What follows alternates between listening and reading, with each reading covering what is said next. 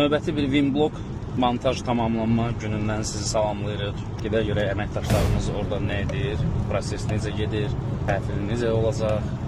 Yəqin ki, binanın nə qədər hündür mərtəbəli olduğunu və balkonların nə dərəcədə açıq təhlükə yaratdığını görəcəksiniz. Bəli, əməkdaşlarımız buradadır. Xan Winblock pəncərə təhlükəsizlik sistemi. Hələ görək, ustalarımız burada nə edir? Hazırlayıblar ki, biri burada. Maşallah. Abi ne yapıyor bu çocuk? Ama balkondan sallanır. Fıtı fıtı fıtı fıtı. Fıtı fıtı fıtı fıtı. Bu da növbəti bir pəncərə və bütün evi Winblockla tam şəkildə bağladı. Ahmet! Bak düşme ha!